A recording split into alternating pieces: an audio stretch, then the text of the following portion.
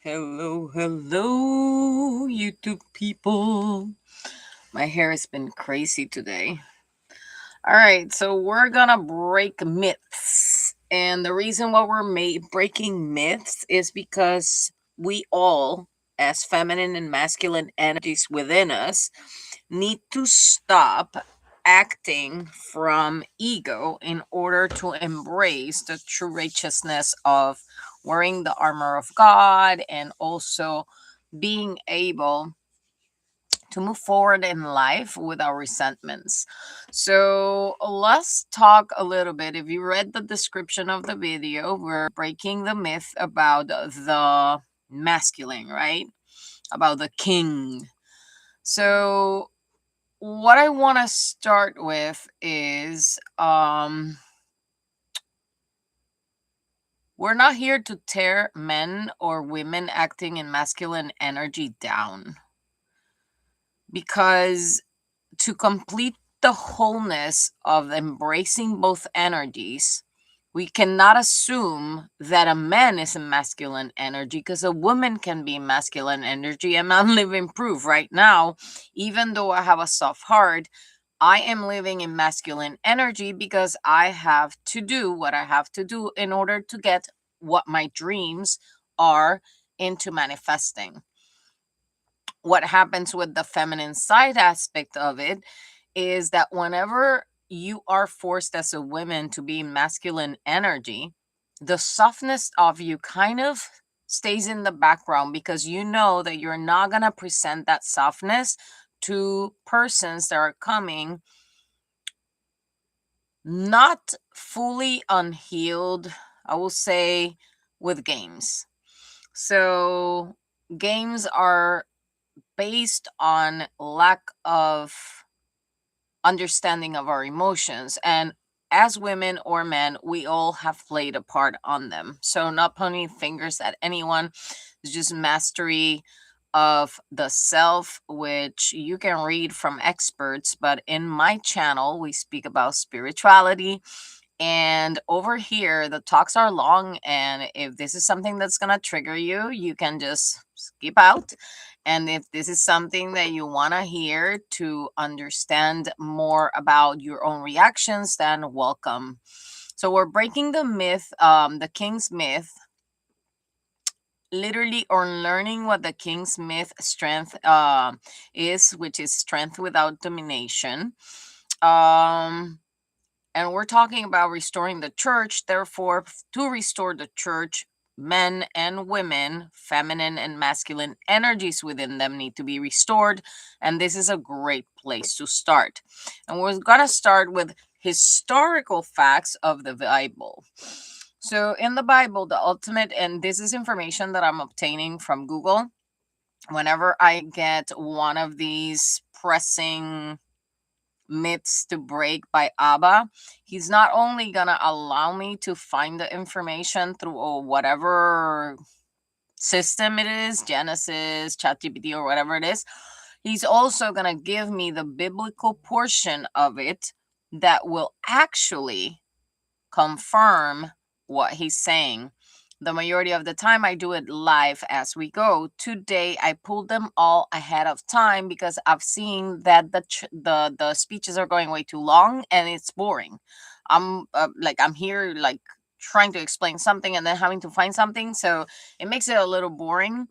It's kind of fun, but it's boring, I guess, for the listener out there. So let's get ready to rumble, and we're going to talk about an overview of what is a true king in the Bible. So, as per Google, it says that in the Bible, the ultimate true king is God Yahweh, who reigns eternally over creation in Israel. And we already found out what Israel does mean in Aramaic. While human kings like David were appointed, they were designed to be representatives of God and the God's rule. In the New Testament, the kingship is fulfilled in Jesus Christ, described as the King of Kings and the ultimate ruler. Okay, so who are we going to speak today? We're going to speak about very briefly If you want to learn the whole story, you can read the Bible. We're going to talk about David. We're going to talk about Saul. We're going to talk about Solomon, because those were the main characters. Now, we did speak earlier about Melchizedek, right? And his spiritual powers, which are his gifts of the spirit, where he was a high priest, right? Regardless of the position he had in the community, he was recognized by Abraham as a high priest. So when we come here and we look at David's summary of what happened, David was remembered as a complex leader, a man after God's own heart, who, despite deep flaws, consistently sought forgiveness and displayed profound faith. He is considered the progenitor of the royal lineage from which the Messiah is expected in Jewish tradition. David, as he went, he was journaling just like I did. I went through up and downs. I went through the motions of the emotions, and I was journaling as I went. And I put some posts in my different channels, You'll Movement 22, vivianv_GA in Instagram, and in right here in YouTube, right? And the reason why I understand Abba presented this way is because people need to understand that it doesn't matter where you were before. If you make a chance and a choice of free will to change from today forward, whatever you did in the past is kind of a blank slate. Not because what you did wasn't wrong, it's because of the repentance and the surrendering that you're giving it to the journey. So when we look at the Psalms, they go in progression. So David starts with a full devoted heart, then he goes through whatever he goes through, and he does whatever he does, and then he starts trying to ask Abba to go against his enemies or whatever, and then he moves down into being in fully alignment and writing again like when he started. What I'm trying to explain with this is the indoctrination tells us that it's okay to ask for our enemies to fall. And for me, this has been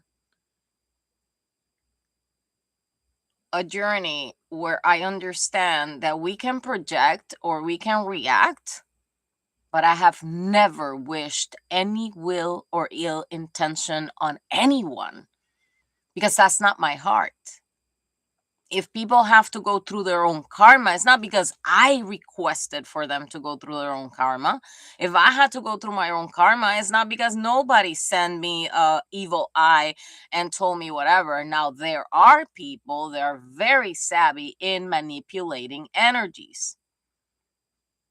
And with this said, there is high priestesses in the light workers, and there are high priestesses working with the dark, which trying to manipulate light workers to go in through darkness. When anyone comes against the free will of anyone that is seeking for enlightenment or a path that goes after the heart of God,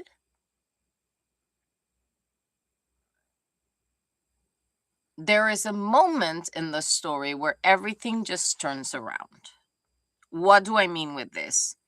In the moment we recover our power and we understand that we're sitting with the armor of God, automatically anything thrown at us becomes a boomerang. And then people think that they're paying the price for another person throwing evil eye on them. Now, there are people that intentionally throw out evil eye. Whenever I spoke about how people was gonna like literally pay because there were enemies or whatever, I was just trying to explain to people what goes around comes around. Not that I was trying to impose any of this actually mean ill intentions into anyone, because that's not who I am. At once, I did mention to a person that spiritually I understood the laws of the universe, and that my understanding of spirituality allowed me to tell that person that if they did not open their mouth to say the truth, life was going to show them through karma what they needed to learn. But I didn't say it trying to profess it. But we have to be careful with our words, because people can take it, if they're in a very low vibrational state, they can take it as a full verbal attack. So when I told this to this person, I said, and I'm not saying this because I wish ill on anyone. I'm just saying this is the law of correspondence. And this is the law that is going to actually take over one moment and one day in your life. And when you're there, you're going to remember who was your enemy and who was your friend. And the reason why I say that is a lot of people misunderstand us based on their own perception of life. I have done that as well. I'm not saying, oh, I know it all. No, I've done that as well. And I've seen the beauty in the world as I've seen the ill intentions in the world as well. And how these people that vibrate in low energies are actually manipulated by aeons or archons, is what do you call it? I don't know, whatever. I don't give it too much right now. It's mostly like, imagine that you are water and your water is polluted. No life can be birth in that pollution. There's going to be pollution over pollution over pollution. Therefore, if your water is dirty, then it's going to be addiction over addiction over addiction. Then if your water is dirty, there's going to be confusion over confusion over confusion. Then if people are gaslighting you into making you believe whatever they think is right and you're not following your heart, then there's double the confusion. So in these moments when confusion is present, I always say that we need to find a way and a space to calm it down and connect back with our inner selves, our higher selves, and with Abba. So David went through those stages. He did. After that, let's talk about Solomon. For me, Solomon is the one that can explain the best what a twin flame journey looks like. If you read Songs of Songs,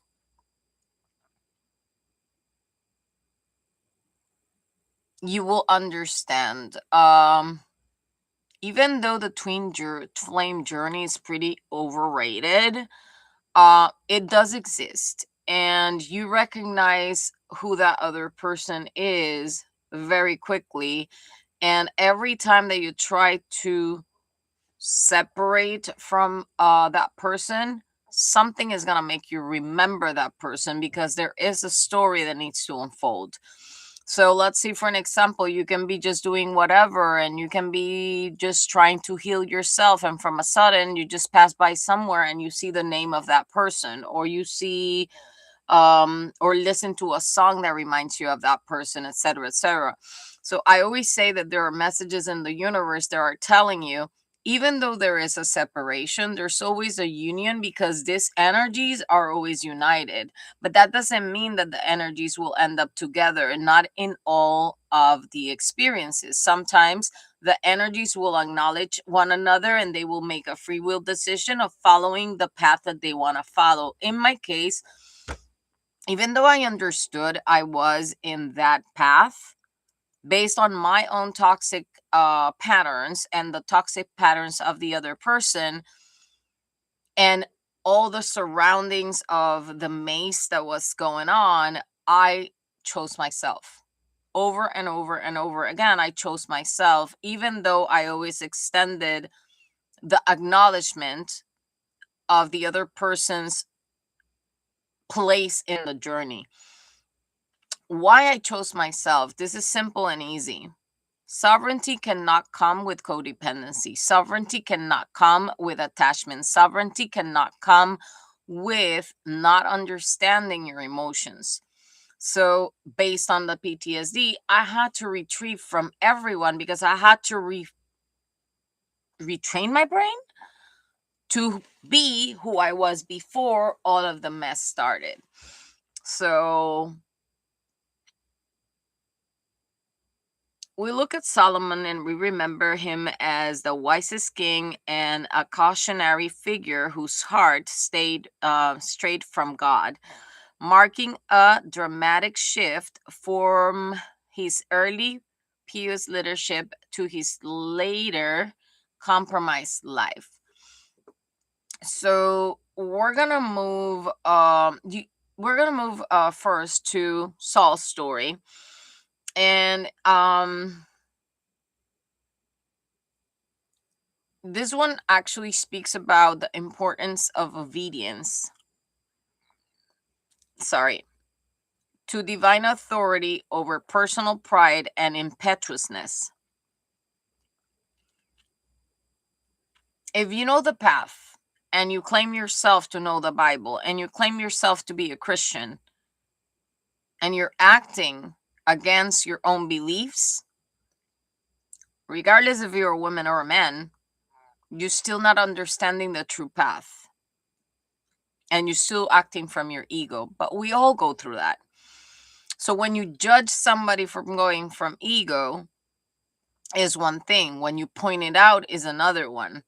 Sometimes when you point out things, people can think that you are actually just blaming them, but you're just like making it like an awareness. I can see this. I'm not scared of it because I can see through your shadows. I can see through your pain. I can see through the truth of who you are behind the mask, etc., etc.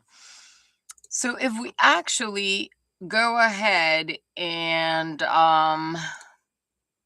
compare, let me move this because this goes here. If we actually compare the majority of the issues between kings are stemmed through ego, pride, and jealousy. Envy, it's one important to mention because between Saul and David, Saul became jealous of the popularity that David gained.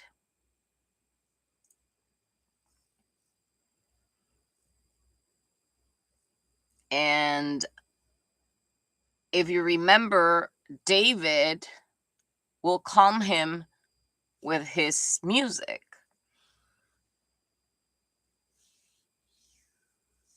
The jealousy that consumed Saul was so hard because he was on his ego. He didn't want to get thrown out of that throne, right? That means the attention he had for a moment moved from one person to another. Therefore, he tried to end David's life multiple times. The other option that you have to see envy and jealousy is Matthew 2nd of KJV when King Herod and Jesus. Herod, known as a rival king to the newborn king of the Jews, acted in jealousy to protect his throne according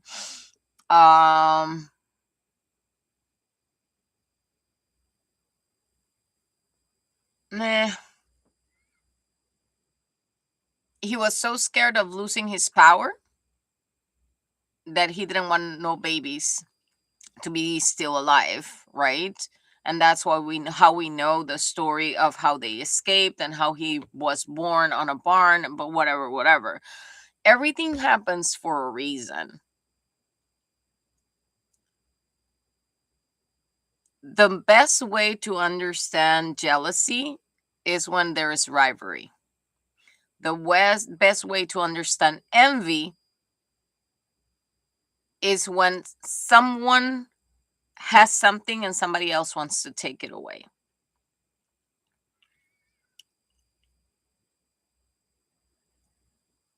All of these people, but Herod,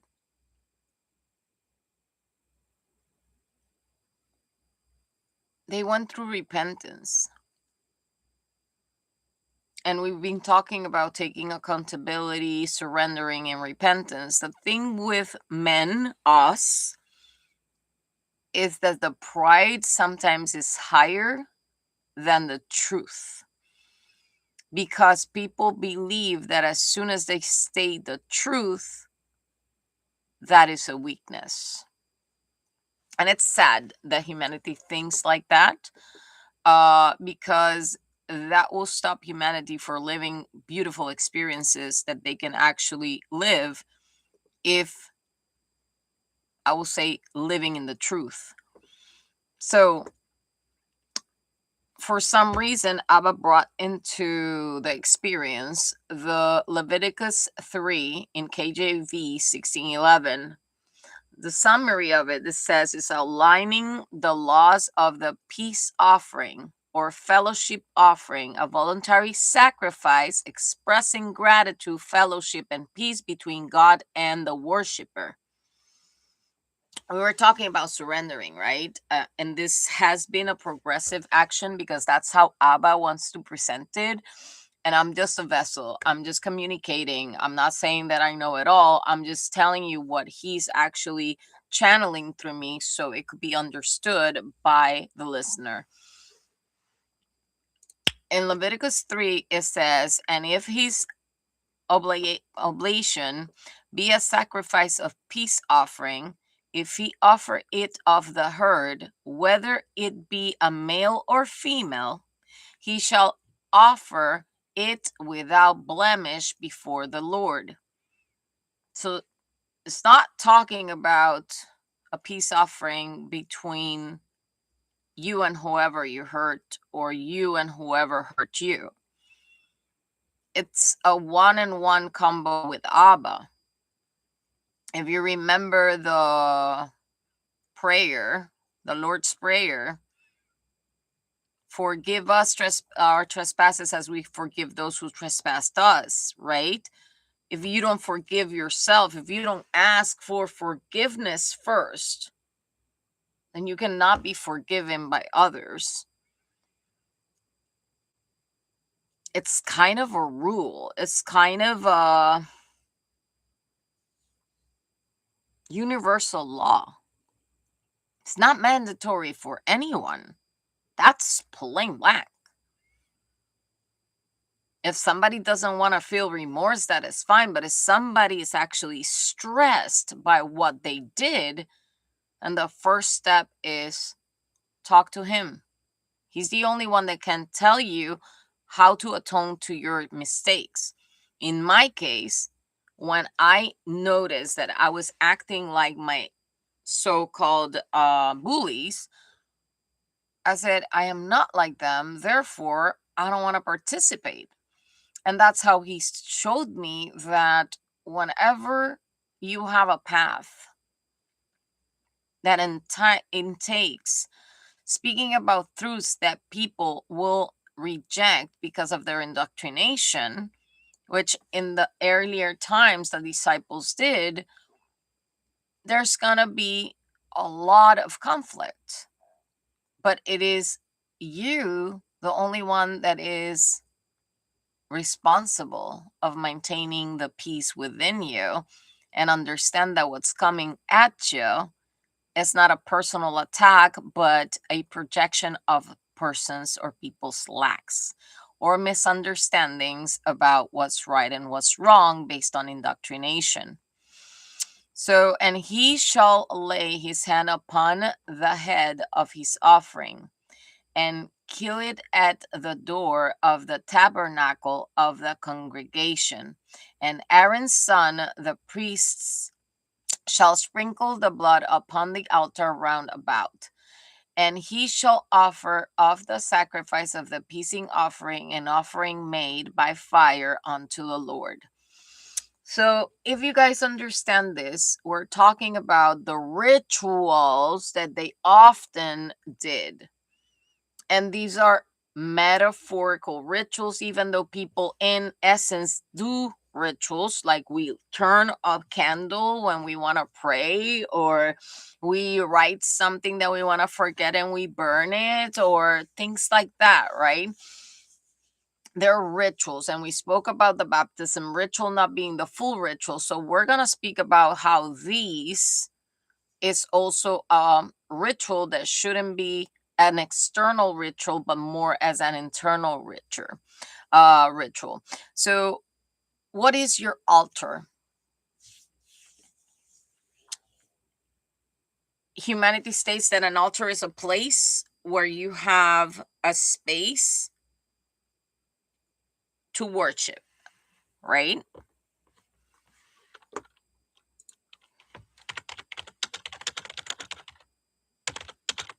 Give me 1 second. He just gave me something else.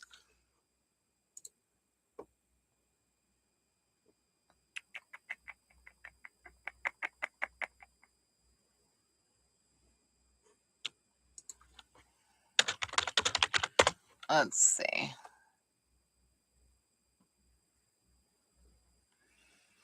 So the altar is a metaphorical concept between psychology and theology, which states that your body is not just a mere vessel. Your body is the alchemy, where the alchemy happens. The blood, which is what keeps you alive by flowing around your body, is often populated with different type of cells, right? Different cells that could help you be okay or be not okay. And the nutrition and all of it takes a lot of heat, and whatever is like my bad habit, right? I have to kill that bad habit because I want to actually be in full alignment with having an altar, a vessel that is not only a channel of communication, but also a purified altar. So when I pray, I can receive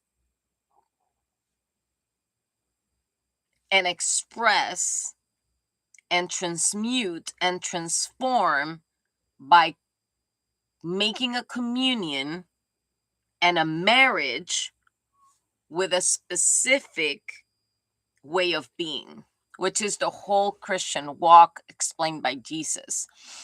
Now, we can go into deep on that one later, but more or less for you to understand what the blood and the altar means, it's not a full sacrifice, because remember, when Jesus came, he actually questioned God in saying, you don't want sacrifices, right? Because they were like supposedly sacrificing animals and using their blood for this and that.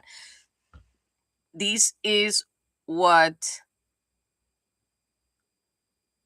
indoctrination does. Cultural patterns or cultural customs do for us. And these are the things that we need to cut from us in order to release the chains and be fully embodying our truest versions of self. So, I hope I explained that correctly. I think it may have been a little long, but it had to be explained in order for you to understand the rest of this chapter. And the 2 kidneys and the fat that is on them, which is by the flank, and the caul above the liver with the kidneys, it shall he take away. And Aaron's son shall burn it on the altar upon the burnt sacrifice, which is upon the wood that is on the fire. It is an offering made by fire of a sweet savor unto the Lord. Every single organ in our body is a system that is connected to another system. As we are in the womb, we start receiving through our receptor energies. When we are born, even though we have a pure heart, based on the energy surrounding us, we start polluting ourselves in the vessel kind of it. And our altar starts being polluted by elements. Let's put it like that. What happens as we grow is that the impact that our surroundings has on our experiences will actually distort the psychological part of us that eventually needs to be restored, stopping the need of blaming others, because at that point you are grown up enough to, I will say, understand a bigger and wider spiritual aspect of life, so you can actually transmute and start cleansing your vessel, so you can become that connector within spirit and your personal life in this dimension. Some people have the ability of connecting in the fifth dimension, and you can mention it to people and they may not understand it until they actually experience it. Once somebody said that I had it easy because I was not in the public eye. And I started laughing because I placed myself in the public eye, and then I was bullied in a way like the persons in the public life were bullied on a daily basis. And in the moment that that happened, it's not that I couldn't take it. It was that I was not understanding why humanity will do that. And then I realized people will always criticize what they don't understand, or we always have an opinion of things that is based on perception. And as soon as you change that perception and you understand where those comments come from, then they just lose power completely, and they dissolve and they go to the back of the car, right? They totally go out the window. And the reason why it happens is because you are not held back by projections anymore. You actually understand humanity, psychology, and also spirituality in a higher level of consciousness where you can actually discern. And as I said earlier, a person that speaks about positivity, like I used to do, then from a sudden it's out of character, obviously it's gonna sound like a dissonance. And it's true. And I'm not going to excuse it saying that it was due to PTSD. Yeah, it was probably triggered even higher because of PTSD. Yet I did take responsibility of removing myself from everything that I was doing at the moment and choose myself again so I can understand it and be where I am today. So even if you have gone through hell and back in life, you're the only one that can make that decision. You have to choose yourself. When you choose yourself, not for selfish reasons, but for the right reasons, which is healing or understanding yourself enough so you can actually become vulnerable, then that for me speaks higher than just avoiding making the change based on conformism, which is very different. So it says, and his offering for a sacrifice of peace offering unto the Lord be of the flock. Give me 1 second. What's this?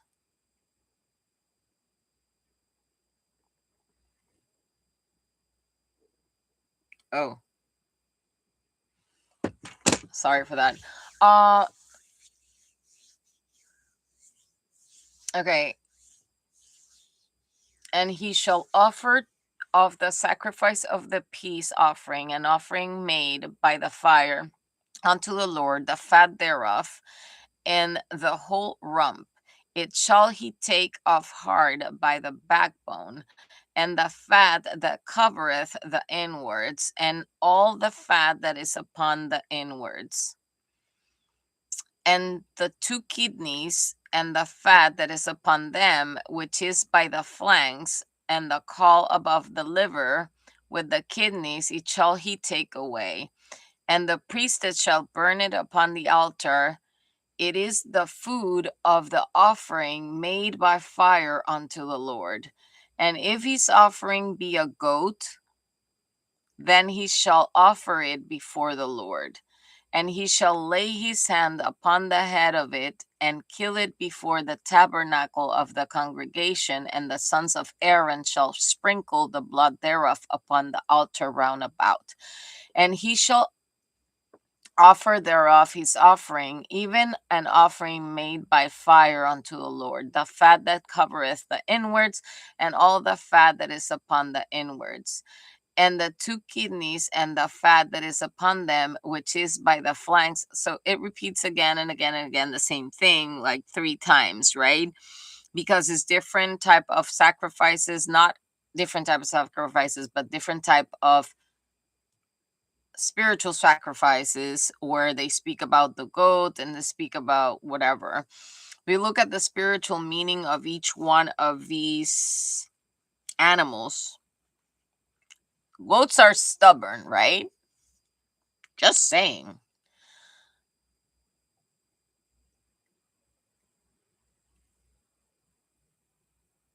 When people dwell in the cultural indoctrination of their lineage, often they are a little bit resistant to break the cycles. For an example,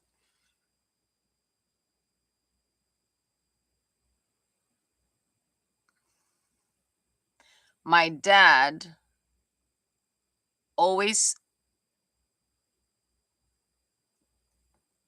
blamed himself for the death of his mother because she died by giving birth to him. Just there, my dad often had an unhealed wound with the mother figure. In my mom's side, I'm not sure exactly what trauma she was within or what perception she was within to come into the story. Yet I know that if they weren't together, I wouldn't be here.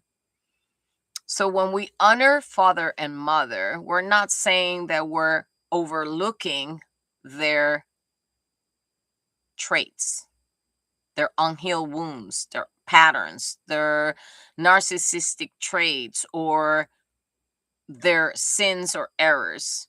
We are just understanding that as a father, as a mother, they had a mission to bring you to this world. We do honor thy father and honor thy mother, but that is also something to be reciprocal. And if you look at it in the spiritual sense of it, honoring thy father and thy mother is mostly honoring Abba and honoring the two energies of masculine and feminine, which lives on everyone. A lot of people use the Bible, and parents mostly, to tell their kids that they should do right by them. But that is selfish, because If you bring a kid to this world, you're not their owner. You're here to teach them. You are their Aaron. You are their, if you look at the Aaron meaning Aramaic, it says teacher, enlighten, or messenger, right? So some people stop living their childhood because they have to become their parents' parent. And when that happens, literally we live life backwards. Because in the times that we should be playing, we become adults. And in the times that we're adults, we want to play, right? It's kind of fun, but it's very important that you understand it, because it is always the reason why people still have a childlike heart, which is what they need to cherish, because it's the innocence of that heart that was pure before it was polluted by the experience they lived. And when you cherish that inner child and you allow the adult version of you to tell that inner child that they're gonna be safe and secure, then the women, the softness of the feminine energy, can come in either in men and women and be participant of interaction based on the fact that they understand that they are responsible of themselves. But a lot of people come with that mentality that if I have a mom wound as a man, I'm going to look for a woman that is like my mother. And if I have an unhealed wound as a daughter from my dad portion, I'm going to come to a relationship finding or trying to seek for my dad. And it's because of that lack of attention that these people in the experience gave you at the time that you needed. But after a certain time, you need to understand that you need to reparent yourself.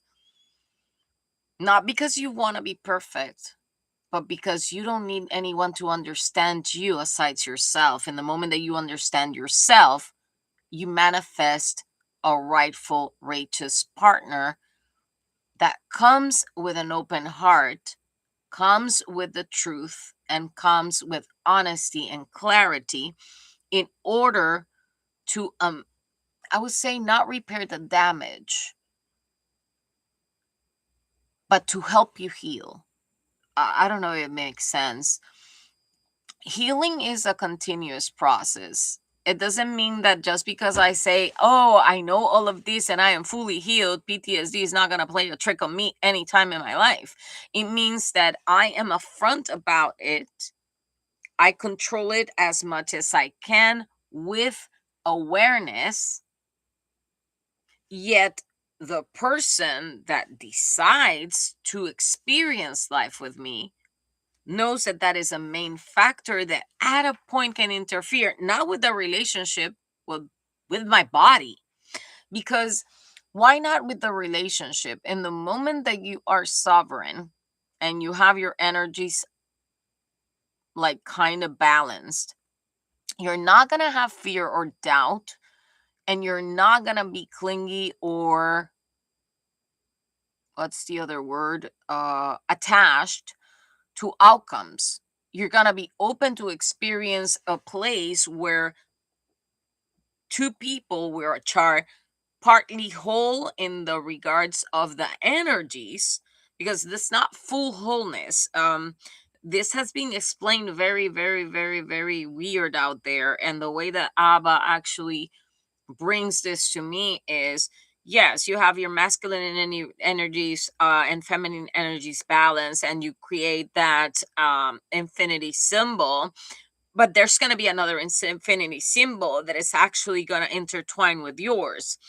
And then there's going to be external forces that are going to be trying to break the bond. If you're not standing in your power and understanding projections, then everybody outside of you is going to experience your relationship but you. So in the moment that you take your power back, in the moment that you understand where you're standing, You do not allow anything outside the relationship to bother the communication, to bother the vulnerability, or to feel as becoming vulnerable equals being weak.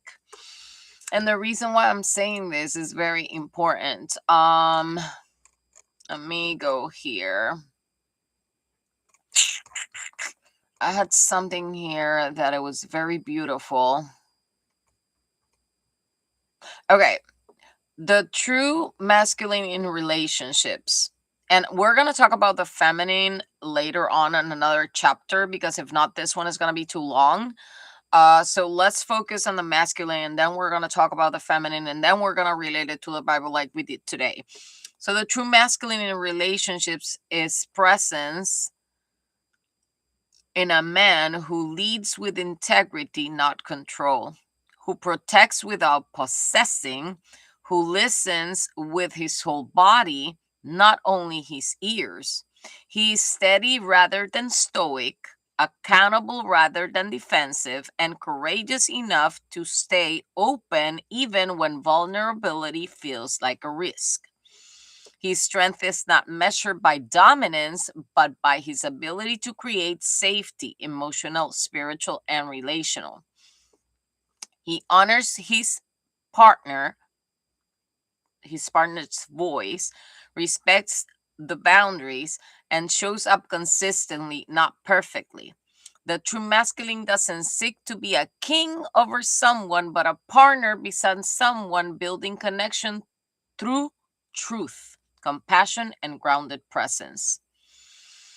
If you want to see true masculine and a false masculine, again, not men or women, people, we're talking about all of us, which are part and part, right?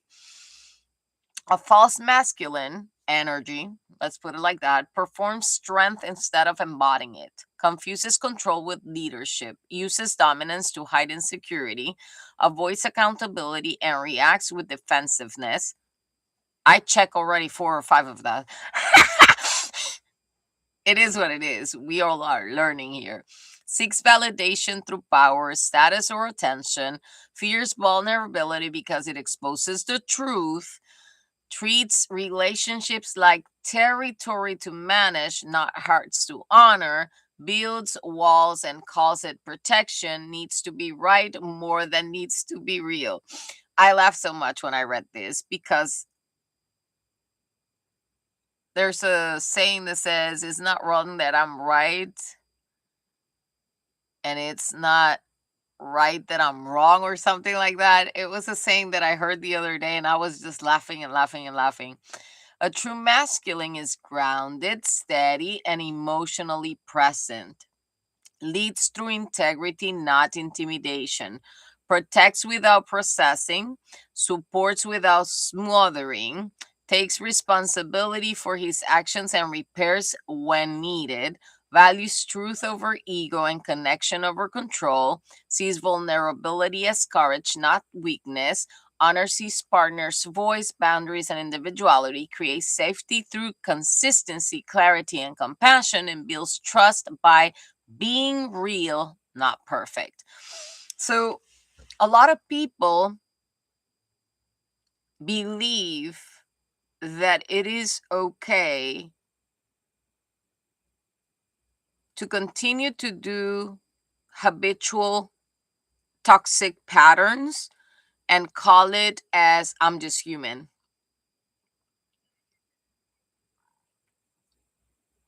And we are just human, but we are humans that are equipped with so much more than just a false mask and a false lie and a false indoctrination. That when we realize that, we understand how big we are,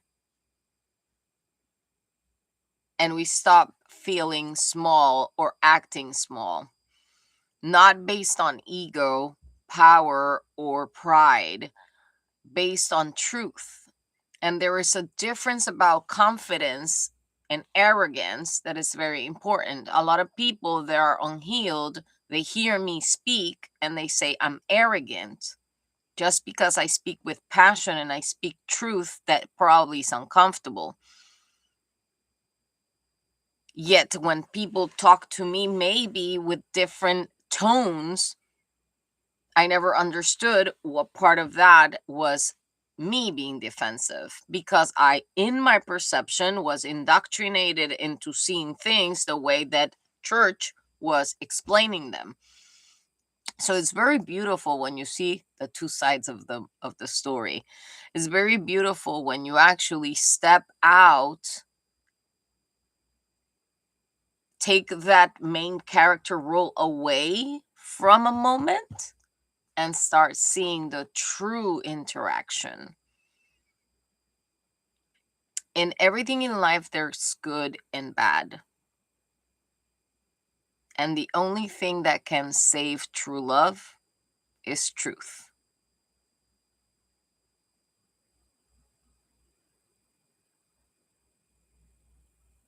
Even when we are not perfect, we have a conscience and we also have free will.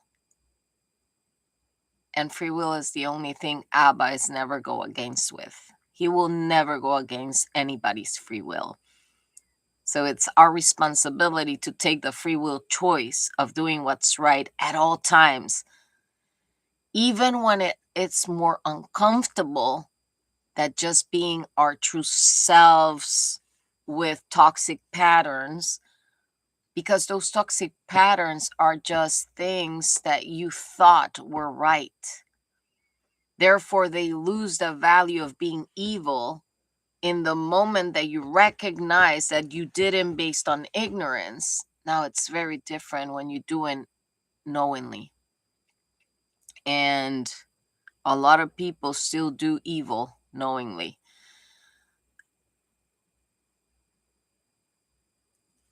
It's the only way I can explain it. It's the only way I can try to bring a little light within the shadows of ourselves, so we can stop living from the shadow and the reactions and the rejections and the resentment of what ignorance in others cost in our lives.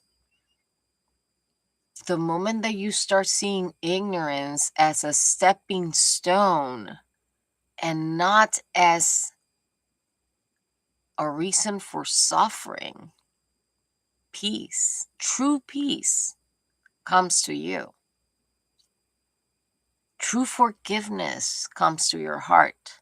True love manifests, because you know you're not perfect, but you also know that you have the power not to be perfect, but to stop doing the things that are not good for you. And from all of the bad habits that I have,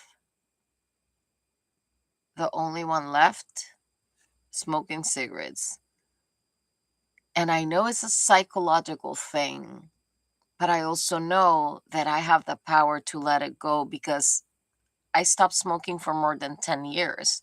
Yet in the moment that psychology crappiness came in and I had to learn how to overdo my whole life in less than 2 years, I guess that my coping mechanism in that moment became cigarettes instead of being reactive, instead of projecting, and instead of many things that changed my life for better. So yes, you can live a better life, just like I said yesterday, and read Leviticus 3 KJV 16:11, not as a punishment or not as a law of protection, but mostly as the peace offering of that fellowship that you need to have with Abba, so you can actually start living through that pure heart that you have, that you've been hiding for years based on traumas, based on um I don't know, complexes or anything that went in your life. Cattle, sheep, or goat were the fat and internal organs that were burned for God. Let me just, for curiosity, because I am very curious and I love being curious, but I won't let myself be way too curious. I like to be curious in spirituality now. I'm not curious of anything else but what I have in front of me, which is this. Cattle.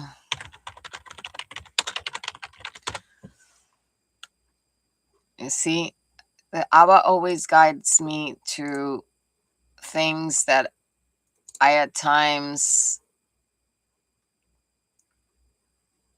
just know needs to be connected. So let me just bring this out.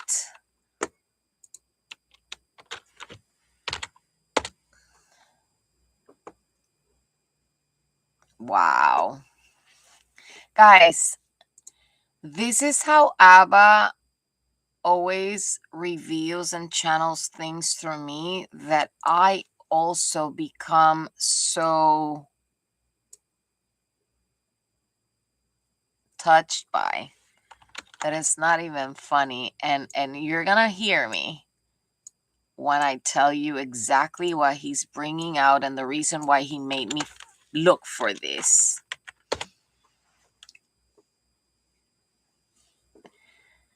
I was talking to you about how indoctrination manipulated these rituals into telling us that they were physical rituals when the Bible is literally a blueprint of how to cleanse your body, right? And we were talking specifically about the 3 animals that were sacrificed and the organs that were related to it. It's very important that you listen to this. The organs that were related to this cleansing and the 3 animals have a meaning, spiritually speaking, as the cattle symbolizes nurturing, abundance, gentle strength, and sacred motherhood. O sea, this is just mind-blowing. The sheep symbolizes gentleness, vulnerability, innocence, and deep communal connection, the inner child. Again, the goat represents resilience, independence, and the drive to overcome obstacles, acting as a symbol of ambition, curiosity, and adaptability. And in spiritualism, it signifies the pursuit of higher goals and finding sustenance in difficult times. When Abba, through the Holy Spirit, opens your mind through the third eye to understand the blueprint in the Bible, if you look at what the liver does, what the kidney does, and what the fat does, you're going to correlate it with the spiritual meaning of these 3 animals, and you're going to know what inside of you have to work. I always amaze myself by how Abba never fails me, because something in the back of my head told me exactly the blueprint that I was looking for was something more complex than just spiritual ignorance and spiritual indoctrination since I was a little kid. And every time he surprises me, hello, John Lopez. Hi, how are you? And every time Ava surprises me with how the blueprint of the Bible, it's related to psychological, neurological, and the Trinity. I think you need to look more into the systems of the body and how your emotions actually affect the systems. And mostly every proper name in the Bible translated to see what the original Aramaic meaning was, as well as why there is a connection between the spiritual animal powers and these organs of the body, so you can actually ascend and heal yourself and understand projections, reactions, so you can stop them in you and you can break the cycle and raise the new generation of humans to be more aware of how to stay righteous without indoctrination. If I ever adopt a kid or have a kid, I will teach him what true freedom of the heart is. If I ever place myself in the space where I open my heart into walking my path with another, it would be because the truth sets us free. We know who we are, and these titles of kings and queens and whatever BS that you've been hearing, it's as simple as knowing that we are high priestesses, but we're not going to get there until we actually merge our feminine and masculine energies into one and can move from energy to energy in order to be able to be present and recognize one another as equals. So in this world, there's a lot of segregation. If you open your eyes to what media is saying, if you open your heart to the pollution of what's going on in the world, then your mind is going to take the reins instead of your heart. Allow your heart to live so you can live life and not let life live you. Night. Take care.